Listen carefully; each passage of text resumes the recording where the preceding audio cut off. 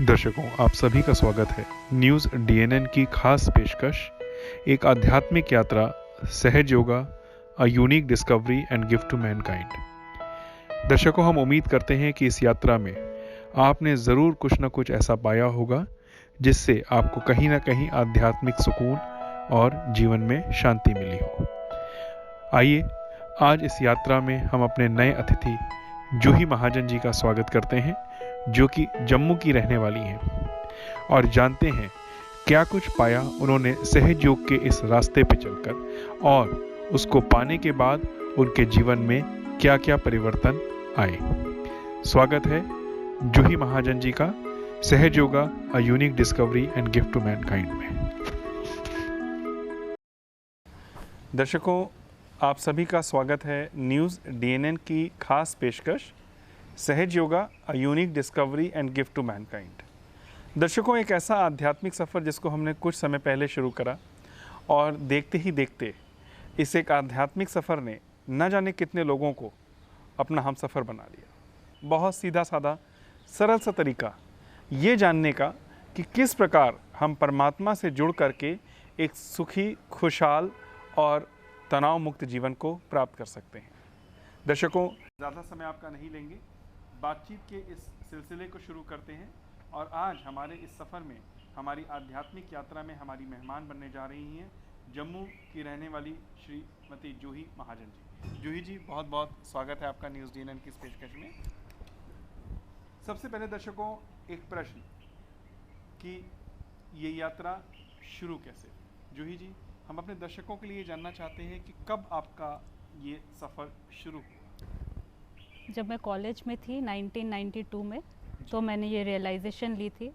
Unfortunately अभी मुझे date तो बिल्कुल याद नहीं रही हुई है कि कब था, क्योंकि अब लगता है, उस टाइम पे तो ये लगता था कि नहीं, मम्मी पापा जैसे बोल रहे हैं तो इसलिए ये चीज़ कर लो। अदरवाइज़ उस टाइम पे इतनी यंग एज थी कि ये फील होता था कि अभी तो हमारी एज ही नहीं है ध्यान करने वाली, मेडिटेशन वाली। लेकिन आज ये रिग्रेट होता है कि वो दिन, वो टाइम हमें नोट करना चाहिए था जिस टाइम पे हमने ये रियलाइजेशन ली थी। आपके पेरेंट्स पहले से सहयोग में थे? हाँ, उन्होंने 90 में ली थी रियलाइजेशन। हाँ। कैसे अचानक? क्योंकि कॉलेज गोइंग स्टूडेंट्स के लिए तब ज़्यादा मुश्किल था, क्योंकि इतनी विषमताएं नहीं थी जीवन की। एक्चुअली उस टाइम पे ये था कि कुंडलनी जागरण का हमने सुना तो हुआ था जी। और हमारे घर में कभी भी बहुत पूजा पाठ ऐसा नहीं हुआ कि कोई फास्ट रख रहा है, कोई कुछ है, तो थोड़ा सा एक वो भी चीज़ थी कि कुंडलनी जागरण कोई चीज़ है। तो मुझे ये ध्यान है कि उस टाइम पे हम जम्मू में ही थे कॉलेज में, एंड पापा आए थे यहाँ पे और उन्होंने ये समझाया था कुंडलनी जागरण करके। तो उस चीज़ को लेके एक बड़ा वो होता था कि पता नहीं क्या होता है, जब कुंडलनी जागृत होगी तो पता नहीं क्या डिफरेंट सी फीलिंग होगी, डिफरेंट चीज़ होगी। तो इसलिए शायद एक वो रहा कि नहीं, करना है, करके देखना है कि क्या होता है वो जी। और 92 में जब आप सहज में आए तो शुरुआत के दिनों में क्या क्या आपने? शुरू में तो कई बार ये फील होता था जैसे पापा बहुत लंबा समझाते, बहुत लेंदी वे में थे, एंड बिठाते थे कि वो, उनका तो कहना था सुबह शाम हमें बैठना है ध्यान में, बट सुबह का तो पॉसिबल नहीं हो पाता था, शाम को वो ज़रूर बिठाते थे। तो मैं और मेरा ब्रदर जब हम बैठते थे तो हमें ये फील होता था, क्या यार, क्या कर रहे हैं मम्मी पापा, खुद तो उनकी एज हो गई है ध्यान करने वाली, पूजा पाठ वाली, हमारी थोड़ी अभी उम्र है कि हम इतनी इतनी देर बैठे। तो इनिशियली बहुत बार ऐसा भी होता था कि हम बैठते थे, वो ध्यान कराते थे और हम दोनों सो जाते थे ऐसा भी होता था। लेकिन ये था कि धीरे धीरे जैसे जैसे करते गए और जैसे जैसे एज बढ़ती गई तो उसमें उतना आनंद आना शुरू हो गया। स्टूडेंट्स लाइफ जूही जी, ठीक है, आपने बहुत ईमानदारी से दर्शकों इन्होंने अपना बता दिया कि पापा मम्मी हमें क्यों बिठाते हैं 2-2 ढाई घंटे, और बहुत ऑनेस्ट बातचीत का मज़ा आ रहा है। जूही जी, 92 में आपने बताया, 92 में जब आपने सहयोग शुरू करा, आपने बता दिया शुरू में कैसा फील होता था। उसके बाद एक स्टूडेंट लाइफ से हम एक नेक्स्ट लाइफ में एंटर करते हैं, जहाँ पर हमारा घर परिवार की गृहस्थी की शुरुआत होती है। सहयोग में आ गए आप, क्योंकि सहयोग में आने के बाद शायद कहीं ना कहीं विचारधारा, मानसिकता और कहीं ना कहीं preferences and choices of life थोड़े बहुत चेंज हो जाते हैं एक आम आदमी के मुकाबले। तो जब आप उस स्टूडेंट लाइफ से एक अपनी पारिवारिक जीवन में उतरे, विवाह की बात आई, उस समय आपको सहज योगा ने क्या मदद दी, या क्या आपको लगा कि इसका फ़ायदा मिला? एक्चुअली ऐसा कुछ भी नहीं लगा भैया कि सहयोग से या तो कि बहुत ज़्यादा फ़ायदा हुआ हो या कोई नुकसान हुआ हो, क्योंकि उससे पहले मैं कभी कुछ और तो हम करते ही नहीं थे। यही करा, मतलब स्टार्टिंग से अगर कुछ किया तो सहज ही किया, इसलिए कभी ये वाली फीलिंग ही नहीं हुई कि इसमें आके कोई चीज़ गलत हुई हो। मतलब आज की डेट में अगर आप मेरे से पूछोगे तो मुझे लगता है कि 92 से ही जब से करा है, मुझे तो लगता है जो कुछ हुआ है माँ की इच्छा से ही हुआ है। कभी इसमें मुझे कोई गलत तो लगा ही नहीं कि सहज में कुछ गलत था, क्योंकि इसमें कंडीशनिंग तो बिल्कुल कुछ है ही नहीं कि आपने ये करना है, ये ऐसे नहीं करना है या ये नहीं खाना है। जो आपकी इच्छा है, माँ ने बार बार हमें यही बताया है कि आपने सब कुछ के साथ आपने ये करना है। इनफैक्ट जो लोग बाहर के लोग हैं ना, वो जब देखते हैं वो कहते हैं आप लोग तो सारा दिन शायद ध्यान ही करते रहते होगे, लेकिन अब आजकल जैसे फेसबुक हो गया, सब कुछ हो गया, लोग उसमें फ़ोटोज़ देखते कहते हैं आप लोग कितना एंजॉय करते हो लाइफ को, तो आप बोलते हो आप ध्यान करते हो, ध्यान करते हो। मतलब ऐसी कोई लगा ही नहीं कभी कि कुछ जी। लाइफ में कोई बहुत ड्रास्टिक चेंज आ गया है। सहज में आने के बाद जब आप एक गृहस्थी में जाते हैं, परिवार बदलता है, सारी एक नई जीवन की शुरुआत होती है। बिल्कुल। ध्यान, धारणा, अध्यात्म, खास करके जिसने कुछ भी प्रैक्टिस ना करा हो, उसके लिए कितना आसान हो जाता है सहज में आकर के एक नए परिवार को अपना परिवार के रूप में स्वीकार करना। क्या ऐसी चीज़ें हैं जो सहज में हमें कहीं ना कहीं एक बहुत खुली विचारधारा देती हैं, जिससे हम हर चीज़ में बहुत जल्दी अडॉप्ट हो जाते हैं? जूही जी। हाँ, इसके लिए मैं ये बताना चाहूँगी कि जैसे हम बाहर रहे हुए हैं, पापा की जॉब थी घाटशिला में, कॉपर माइंस में, तो बिल्कुल अकेले ही रहे हैं। कभी जॉइंट फैमिलीज छुट्टियों में जैसे जम्मू आते थे तो नानके आ गए, दादी के घर आ गए, तो वो हमें जॉइंट फैमिली का एक कंसेप्ट था। अदरवाइज़ अगर आप बोलो कि कोई जॉइंट फैमिली का लेके कोई बहुत बड़ा कुछ वैसा था, वैसा कभी था ही नहीं। तो जब मेरी शादी हुई है जॉइंट फैमिली में हुई, और श्री माता जी की इतनी ब्लेसिंग्स रही ध्यान की वजह से, शायद इतना वो रहा कि इन लॉज इतने सपोर्टिव रहे। उन्होंने कभी आज दिन तक कभी भी मुझे ये नहीं बोला कि इतना टाइम तुम मेडिटेशन के लिए संडे को चले जाते हो, वहाँ बैठे रहते हो, क्या करते हो, कभी उन्होंने कभी नहीं किया। इनफैक्ट उन्होंने भी रियलाइजेशन ली, बट इतना फॉलो नहीं करा उन्होंने।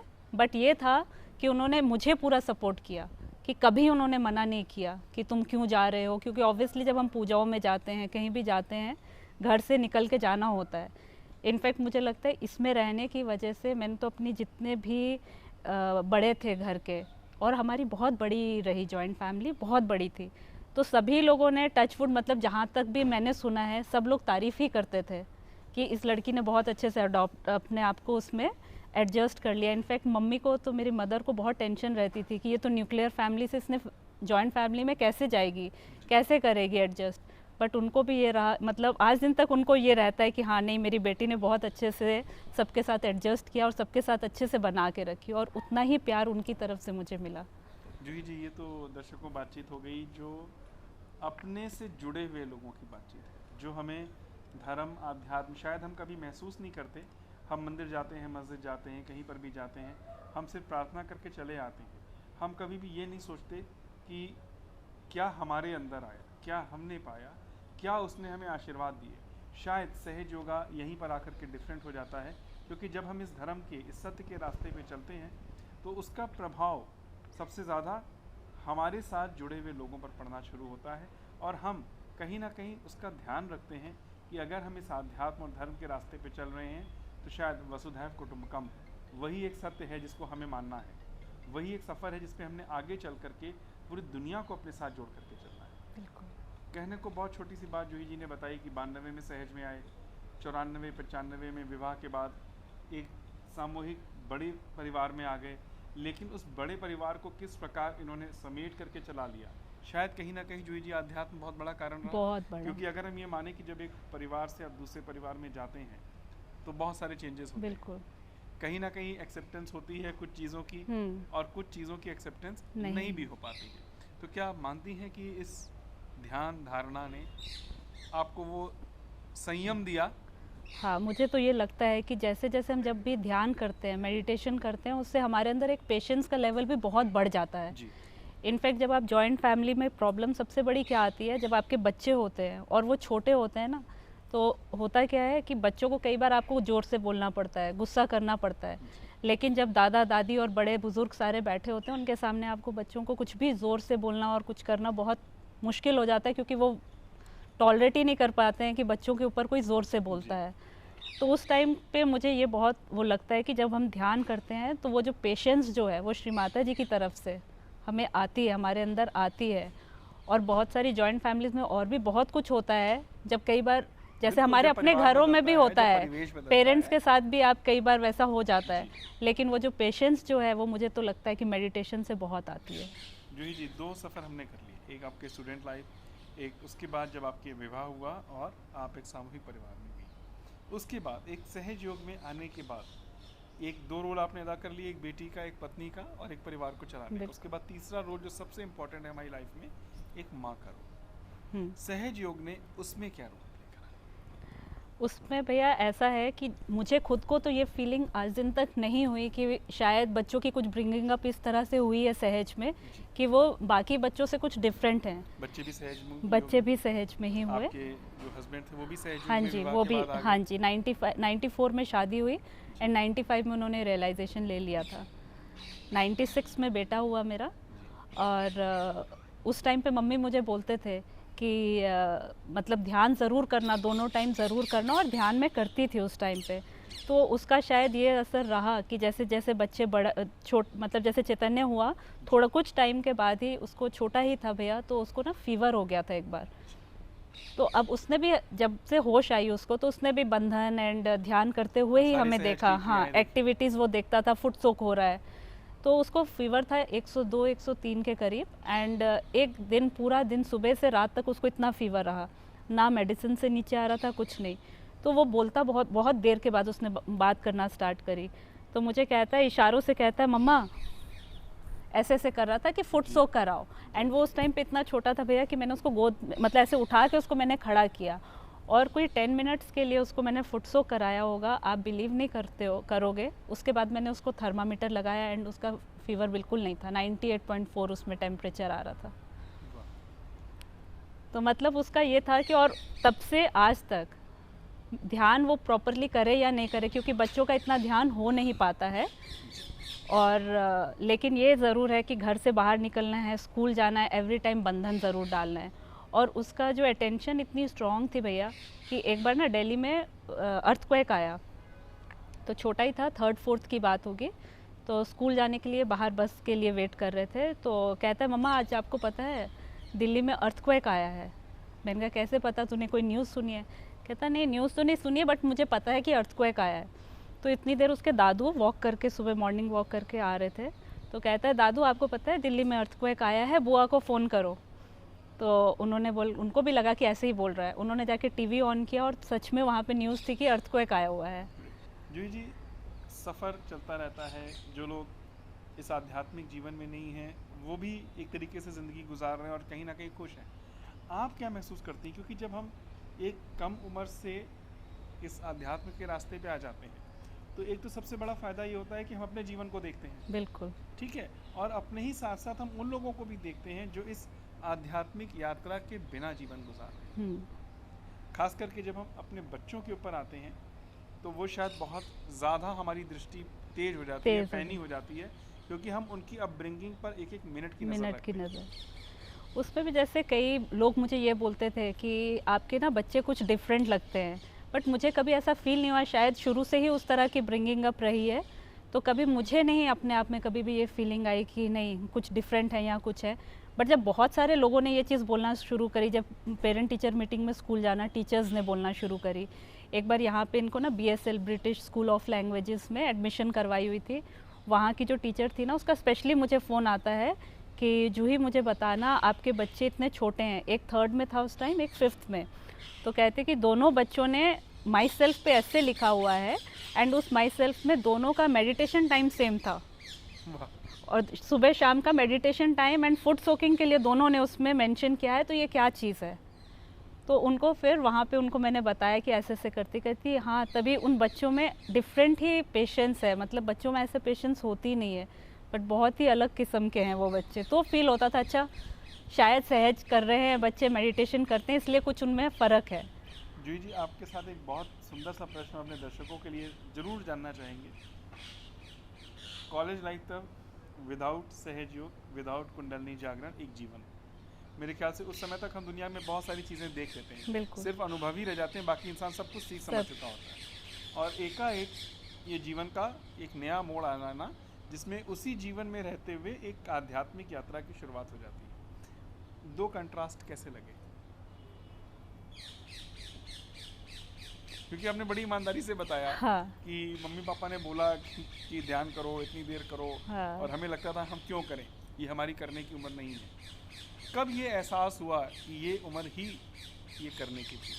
भैया वो ऐसा था कि जब हमने करना शुरू किया तो शायद स्टार्टिंग में हमें लगता था क्या इतनी लंबी लंबी देर बिठा रहे हैं, बट उसके बाद में जैसे जब शादी हो गई फिर तो इंसान इंडिपेंडेंट हो जाता है। फिर यही होता था कि पेरेंट्स पूछ रहे हैं ध्यान किया तो हाँ या ना में ही देना है, लेकिन ये ज़रूर रहता था कि झूठ नहीं बोलना है, अगर नहीं किया तो जैसे नहीं कितनी किया। सुंदर बात है ना जूही जी, जनरली शादी के बाद माँ बाप पूछते हैं कि तुम कैसी हो, क्या हाँ। है क्या नहीं है, घर परिवार कैसा है, और इतनी सारी दुनिया की चीज़ों को छोड़कर अगर माँ बाप ये पूछें कि हाँ। ध्यान करा या ना नहीं करा, तो कहीं ना कहीं जो हमारी अपनी संस्कृति है, सभ्यता है, कहीं ना कहीं वो उभर करके बिल्कुल। निकल के आती है। और कहीं ना कहीं पेरेंट्स का वो विश्वास कि अगर बच्चा इस रास्ते पे चल रहा है तो ज़िंदगी में कोई अड़चन या परेशानी नहीं आएगी। शायद ये एक प्रश्न बहुत सारे प्रश्नों का बिल्कुल बिल्कुल जिस्ट हम कह सकते हैं था। बिल्कुल।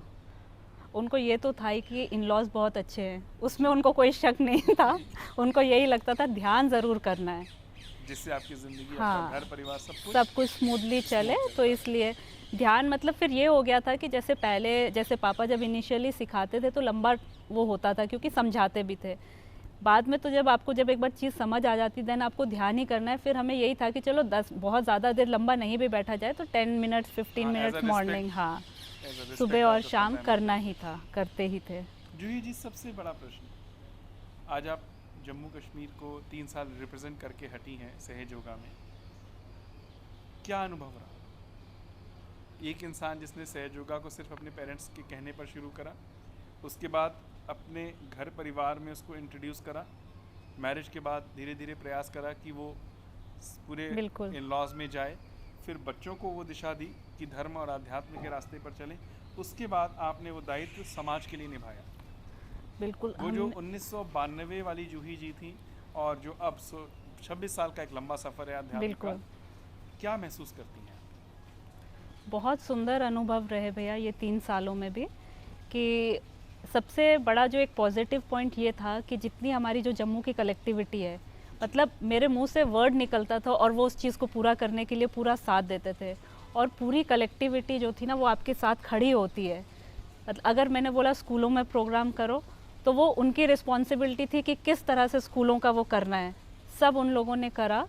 एंड जितने भी प्रोग्राम्स किए, काफ़ी प्रोग्राम मेडिटेशन के किए, पार्क्स में किए, ऑफिसेज में किए, लेकिन ये था कि सबका सपोर्ट बहुत रहा और एक बहुत ही सुंदर था। मतलब मतलब ये इतना अच्छा लगता था, ऐसे लगता था श्री माता जी ही खुद से कुछ कराई जा रही हैं, उनकी तरफ से ही डायरेक्शन आ रही है और वो चीज़ हम कर रहे हैं। दर्शकों, बातचीत का ये सिलसिला चल रहा है और शायद जूही जी ने जितनी ईमानदारी से अपने 26 साल के सफ़र को बयां कर दिया, हमें लगता है कि ज़्यादा कुछ पूछने को रहा नहीं। एक चीज़ हम ज़रूर जूही जी से जानना चाहेंगे। जूही जी, आज जो आप कह रहे हो कि आप स्कूल्स में प्रोग्राम करते हो, इस कुंडलनी जागरण के बारे में बताते हो, सहज योगा के बारे में बताते हो, पार्क्स में जाते हैं, इसका उद्देश्य क्या है?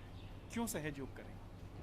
मुझे लगता है कि हमें बच्चों को, जो यूथ है, उन लोगों के साथ ज़्यादा इंटरेक्ट करना चाहिए, क्योंकि वही बच्चे जो है आगे आने वाली जो संस्कृति, जो हमारी संस्कृति, हमारा कल्चर जो है वो उन्होंने ही आगे उसको लेके जाना है।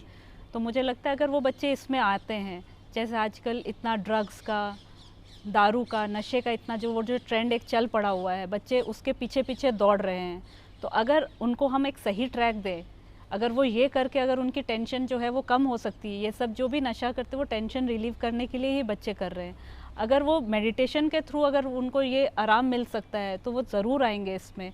एंड मेरा जो अपना एक्सपीरियंस इन 3 सालों में रहा है, मुझे लगता है कि जो हम बच्चों को, कॉलेज वाले बच्चों को अगर हम ये बताते हैं कुंडलनी जागरण का, तो वो उनके ऊपर ज़्यादा इफ़ेक्ट करता है और वो बच्चे आते भी हैं करने। आज भी कुछ ऐसे लोग हैं जो हमारे घर में आ रहे हैं। इनफैक्ट मैं आपको एक चीज़ बताती हूँ, 1 साल के लिए मैंने स्कूल ज्वाइन किया था, 2015 में ज्वाइन किया था, और छोटी क्लासेस ही थी, बट उनको मैं रोज़ सुबह जाके ना 5 मिनट 0 पीरियड होता था तो उसमें ज़रूर ये करवाती थी कि सब मेडिटेशन करेंगे और जो भी अपने भगवान को मानता है उनको याद करेंगे 2 मिनट के लिए। और उसी में मैं फिर उनको ये भी जैसे बताती थी कि सुबह, जम्मू में मोस्टली जॉइंट फैमिलीज़ हैं, तो वहाँ पे मैं उनको ज़रूर ये चीज़ बोलती थी, सब लोग सुबह अपने दादू दादी से ज़रूर मिल के आएंगे, लड़के जो हैं वो उनके पैर छुएंगे और जाके भी स्कूल से वहाँ बैठेंगे। आप बिलीव नहीं करोगे, बस इतना ही था। और उसमें मुझे इतने पेरेंट्स के फ़ोन आते थे, कितने ग्रैंड पेरेंट्स के मुझे कॉल आए हैं ये पूछने के लिए कि आपने ऐसा बच्चों को क्या बताया है।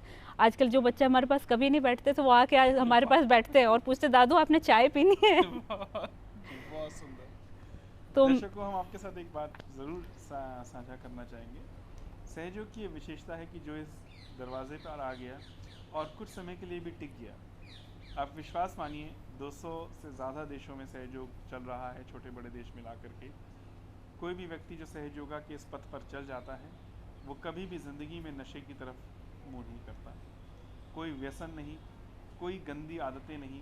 और जो जूही जी ने बयां करा है अभी कि यदि बच्चे इस रास्ते पर आ जाते हैं तो शायद जो एक माँ बाप की तरह हम चाहते हैं कि हमारा बच्चा सुरक्षित हो, सबसे पहले हम अपने बच्चों के लिए सुरक्षा ही चाहते हैं। शिक्षा और उसके बाद उनका करियर, ये सारी चीज़ें बाद में आती हैं। सबसे पहले एक माँ बाप की चिंता होती है कि उसके बच्चे सुरक्षित रहें हर तरीके से। तो शायद सहयोग, जूही जी, आपका भी ये विश्वास होगा कि एक ऐसा रास्ता है जिस पे चल के बच्चे शायद हमें जरूरत नहीं पड़ती। मुझे तो लगता है उसके बाद बच्चों में सिर्फ पॉजिटिव अप्रोच होती है, नेगेटिव कोई वर्ड ही नहीं रह जाता उनकी लाइफ में। बच्चों से यही पूछेंगे बिल्कुल कि भाई आपने ध्यान करा या नहीं, जैसे आपके पेरेंट्स ने आपसे शादी के बाद बिल्कुल, हाँ। क्योंकि बाकी सब तरीके से वो निश्चिंत थे। बिल्कुल, हाँ। कहीं ना कहीं वो निश्चिंतता थी इस प्रश्न में, बिल्कुल, कि हमें बाकी कोई चिंता नहीं है, हाँ, ध्यान करा या नहीं करा। और आज की डेट में मैं भी अपने बच्चों से यही पूछती हूँ, आप कॉलेज से बाहर, पीजी से बाहर जा रहे हो तो बंधन डाला या नहीं डाला, मेडिटेशन करी या नहीं करी। बहुत दर्शकों, शायद बातों बातों में ही उद्देश्य पता चल गया, बातों बातों में ही वो सफ़र पता चल गया जो जूही जी ने 26 साल का तय करा है। और हम परमात्मा से प्रार्थना करते हैं कि ये सफ़र अनवरत इसी प्रकार आगे चलता जाए। जो इन्होंने पाया है ना सिर्फ इनके तक सीमित रहे, बल्कि दुनिया के हर कोने तक ये सत्य पहुँचे कि किस प्रकार एक आध्यात्मिक यात्रा पर चल के आप एक सुखी, खुशहाल और तनाव मुक्त जीवन को प्राप्त कर सकते हैं। और सबसे सुंदर बात कि परमात्मा को पाने के लिए या उससे जुड़ने के लिए किसी भी रुपए पैसे की ज़रूरत नहीं। ये सब कुछ निःशुल्क मिलता है। सिर्फ एक ही चीज़ चाहिए जूही जी, बिल्कुल, शायद हमारी इच्छा, अपनी इच्छा होनी चाहिए। बहुत सुंदर जूही जी, हम चाहेंगे जाते जाते एक मैसेज खास करके हाउसवाइफ्स के लिए, एज अ मदर, उन लेडीज़ के लिए जिनके बच्चे अभी बड़े हो रहे हैं या इस रास्ते पे जा रहे हैं। मुझे तो लगता है कि घर की जो लेडी है उसे ज़रूर मेडिटेशन करनी चाहिए, वो ज़रूर सहयोग में आए, ताकि अगर घर की लेडी ही पॉजिटिव होगी, उसकी अप्रोच पॉजिटिव होगी, तो घर में सुख, शांति और हर चीज़ जो है बहुत ही सिस्टमेटिक तरीके से, और बच्चे भी उनके जो है बहुत पॉजिटिवली ग्रो करेंगे। दर्शकों, ये थी हमारी एक बहुत छोटी सी मुलाकात जूही महाजन जी के साथ, जो कि जम्मू की रहने वाली हैं। 1992 में उन्होंने इस आध्यात्मिक यात्रा को शुरू करा, सफ़र को शुरू करा, और ये यात्रा जारी रहे, यही हमारी परमात्मा से प्रार्थना है, और इसकी खुशबू अन्य लोगों तक पहुंचती रहे। जूही जी, आपने अपना बेशकीमती समय इस आध्यात्मिक कार्य के लिए निकाला, इसके लिए हम न्यूज़ डीएनएन की पूरी टीम की तरफ से थैंक यू सो मच। आपका भी बहुत बहुत धन्यवाद। दर्शकों, ये थी हमारी मुलाकात जूही महाजन जी के साथ। हम उम्मीद करते हैं कि इस मुलाकात में ज़रूर आपने कुछ ना कुछ ऐसा पाया होगा जिससे आप भी इस रास्ते पर चलकर अपने जीवन में अनेक लाभ को प्राप्त करें। जल्द ही किसी नए यात्री से इस आध्यात्मिक सफ़र में दोबारा मिलेंगे। तब तक के लिए हमें इजाज़त दें। नमस्कार।